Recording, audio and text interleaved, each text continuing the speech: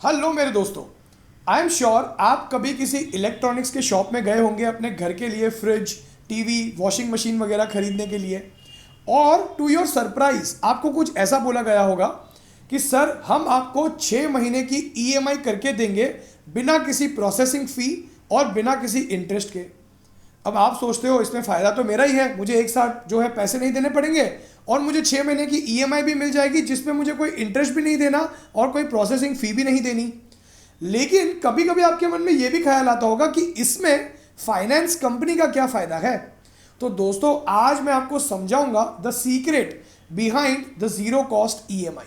And trust me दोस्तों, आपको बहुत कुछ नया सीखने मिलेगा सो दैट अगली बार जब आप जाओगे शॉप में और जब आपको ये ऑफर किया जाएगा तो आपको पता चलेगा कि इसके पीछे हो क्या रहा है। तो let's begin, but before that मैं हूं भाविन, सर्टिफाइड फाइनेंशियल प्लानर, और आप देख रहे हैं YouTube channel The Art of Wealth Building, आपका one point destination to seek an unbiased consultation on personal finance.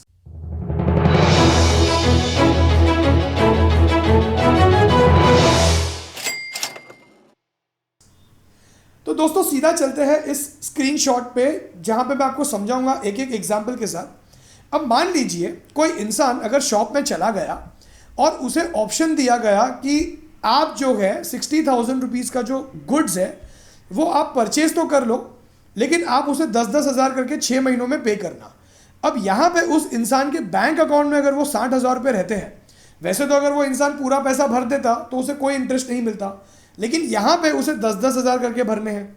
अब मान लो ये पैसा अगर उस इंसान के बैंक अकाउंट में रहते हैं तो 60,000 रुपीज़ पहले 30 दिनों तक उसे 4% एनुअल रिटर्न के हिसाब से 30 दिन का इंटरेस्ट देंगे 200 रुपये।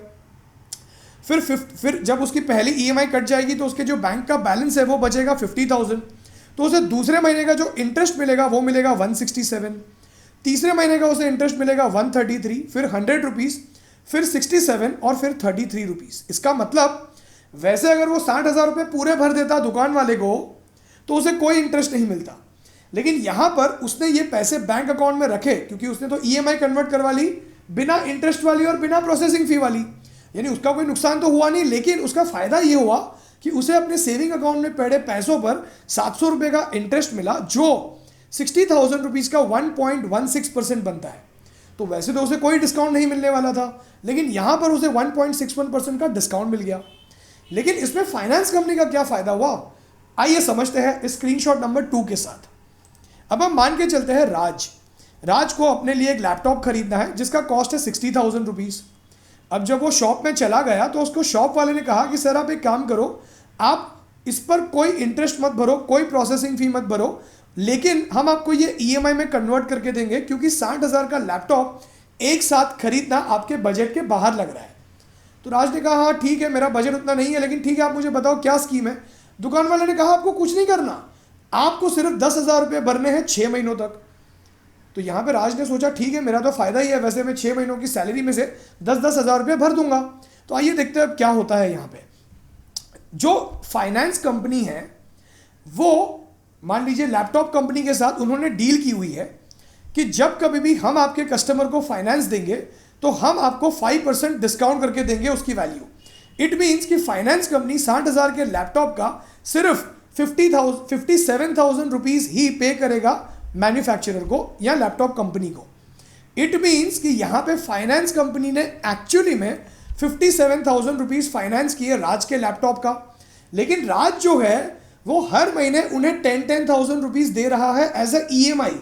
इट मीन्स कि 57,000 रुपीज़ की लोन पर राज ने 6 महीनों में 10-10 हज़ार करके 3,000 रुपये एक्स्ट्रा भरे, लेकिन हर महीने 3,000 डिवाइड बाय 6 500 रुपये मिले फाइनेंस कंपनी को 10,000 की ईएमआई पर। अब अगर आप इस ट्रांजैक्शन का अगर आप आईआरआर निकालते हो एक्सेल पर तो आपको दिखेगा कि 57,000 रुपीज़ के फाइनेंस पर जब पहले महीने का ईएमआई राज ने भरा 10,000 तो उसका बैलेंस बचा 50, फिर अगले महीने का 10,000, ऐसे करके 6 महीनों के एंड में जब आखिरी ईएमआई भरा तो इस पूरे ट्रांजैक्शन का जो आईआरआर बनता है, इंटरनल रेट ऑफ रिटर्न, वो बनता है 17.82%।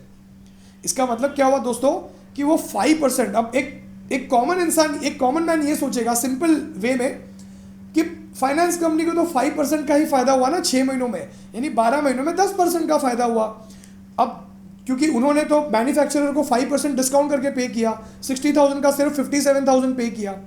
अब 10% में क्या होता है, जब फाइनेंस कंपनी को अपना स्टाफ रखना पड़ता है, पेपर वर्क करवाने के लिए इतना सारा बैक ऑफिस का स्टाफ रखना पड़ता है, ऑफिस का इलेक्ट्रिसिटी बिल, रेंट, तो 10% में कंपनी कहाँ पे प्रॉफिट कर रही है। लेकिन अगर आप दोस्तों देखोगे तो इस ट्रांजैक्शन का IRR बनता है विद इन 6 मंथ्स, यानी एनुअली अगर आप देखोगे तो वो बनता है 17.82%, जो कि बहुत अच्छा रिटर्न है दोस्तों।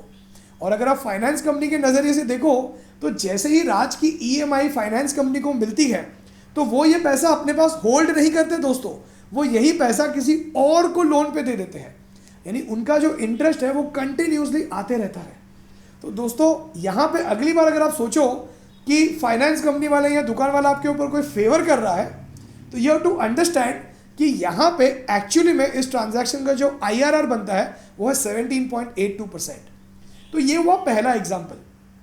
अब कई बार आपको जब आप कोई चीज़ खरीदने जाते हो तो आपको कुछ ऐसा भी कहा जाता है, सर आप एक काम करो, हम आपको no processing fee, no interest, हम आपको 6 महीने का EMI करके देते हैं, लेकिन आपको हमें पहले महीने की EMI जो है वो एडवांस में देनी होगी और 5 महीना जो है आप हमें दे सकते हो इक्वल इंस्टॉलमेंट्स।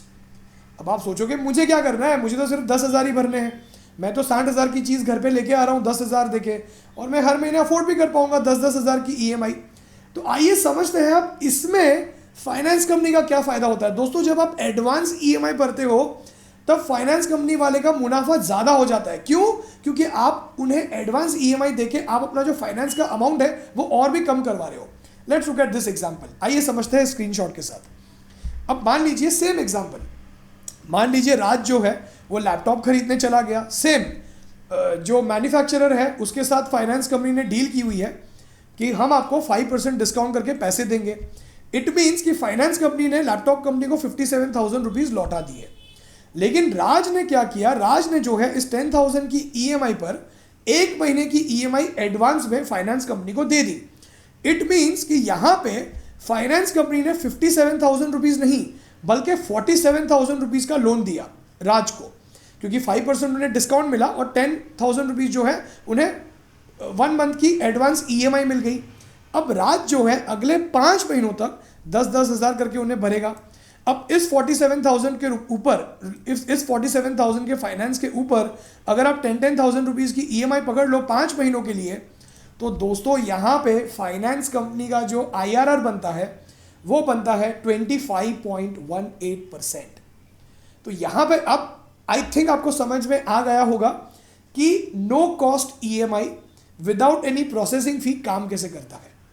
तो दोस्तों अब आपको एक चीज़ ये समझनी है, देखिए अब ये कोई बुरी बात नहीं है अगर आप शॉप में चले जाते हो और अगर आपको कोई ऐसा ऑफर देता है तो ये आपके लिए तो विन विन सिचुएशन है, क्योंकि जैसा हमने स्क्रीनशॉट 1 में देखा कि अगर ये 60,000 रुपीज़ अगर आप शॉप वाले को एक साथ दे देते तो आपको बैंक का कोई बैलेंस नहीं बचता और आपको कोई इंटरेस्ट नहीं मिलता। यही अगर आप EMI में कन्वर्ट करते हो तो आपको ना कोई इंटरेस्ट देना पड़ता है, ना ही आपको कोई EMI ना ही आपको कोई प्रोसेसिंग फ़ी देनी पड़ती है। तो यहाँ पे आपका जो 60,000 है वो आपको 700 रुपये का इंटरेस्ट भी कमा के दे रहा है 60,000 के एग्जाम्पल के हिसाब से, जो कि आपके लिए इफेक्टिवली 1% का डिस्काउंट भी बनता है। वैसे तो आपको कोई डिस्काउंट भी नहीं मिलने वाला था, लेकिन एक चीज़ का ख्याल करना है दोस्तों कि no cost EMI, no processing fee, no interest के चक्कर में ये बुरी बात नहीं है, होना चाहिए। जब आपको ये ज़रूरत पड़े तभी ये ऑफर लीजिए। इट मीन्स कि जस्ट बिकॉज आपको EMI पे कोई चीज़ मिल रही है तो आपने जाके 1 लाख रुपए का फ़ोन खरीद लिया क्योंकि आपको फ़ायदा लग रहा है, ऐसा मत कीजिए। ज़रूरत की चीज़ों पर ही स्पेंड कीजिए। तो दोस्तों ये एक नया कॉन्सेप्ट था। अगेन इसमें आपका एज अ कस्टमर आपका इसमें कोई नुकसान नहीं है। असल में जो इसमें डील हो रही है वो हो रही है मैन्युफैक्चरर और फाइनेंस कंपनी के बीच, और फ़ायदा आपका ही हो रहा है क्योंकि मैन्युफैक्चरर को भी चाहिए कि उनकी जो गुड्स है, जो सर्विसेज है वो ज़्यादा बिके, और इसीलिए वो आपको ये ऑफर दिए जा रहे हैं। लेकिन अनवांटेड इसको यूज़ मत कीजिए। तो दोस्तों ये एक नया कॉन्सेप्ट था जो मैंने पूरी कोशिश की है आपको बहुत ही सरल तरीके से समझाने की। अगर इस वीडियो से कुछ सीखने मिला तो प्लीज़ इस वीडियो को लाइक कीजिए और शेयर कीजिए अपने फ्रेंड्स और फैमिली मेम्बर्स के साथ, सो उनको भी पता चले कि ये नो प्रोसेसिंग और नो प्रोसेसिंग फ़ी और नो इंटरेस्ट वाली ईएमआई के पीछे काम कैसे होता है। दोस्तों एक और बात, अगर आप अपना पर्सनल फाइनेंशियल प्लान बनवा कर ये समझना चाहते हैं कि कैसे आप अपने पर्सनल फाइनेंशियल गोल्स जैसे वेकेशन, घर खरीदना, कार खरीदना, बच्चों की पढ़ाई, बच्चों की शादी, इन्हें अचीव कर रहे हैं और कितने पैसे चाहिए होंगे आपको अपने पर्सनल फाइनेंशियल गोल्स अचीव करने के लिए, तो व्हाट्सएप कीजिए इस नंबर पे अपना पर्सनल फाइनेंशियल प्लान बनवाने के लिए। दोस्तों अब तक अगर आपने हमारी चैनल को लाइक और सब्सक्राइब नहीं किया तो अभी कीजिए। हम हर वेडनेसडे और संडे एक अच्छा फाइनेंशियल नॉलेज फैलाने वाला वीडियो अपलोड करते हैं, जिससे कि आपका पर्सनल फाइनेंशियल नॉलेज बढ़ता जाएगा और आप गलतियां कम करोगे। आप अगर हमारा यूट्यूब चैनल मेंबरशिप ज्वाइन करना चाहते हैं, जिसकी लिंक मैंने नीचे डिस्क्रिप्शन में शेयर की है। अगर आपने अब तक हमारा टेलीग्राम चैनल ज्वाइन नहीं किया, वो भी आप ज्वाइन कर सकते हैं, जिसकी लिंक अगेन मैंने नीचे डिस्क्रिप्शन में दी हुई है। आप हमारा वेबसाइट theartofwealthbuilding.com भी विजिट कर सकते हैं। तो दोस्तों आज के लिए इतना ही। उम्मीद करता हूं कि आपको इस वीडियो से कुछ सीखने ज़रूर मिला। Thank you so much. God bless you all.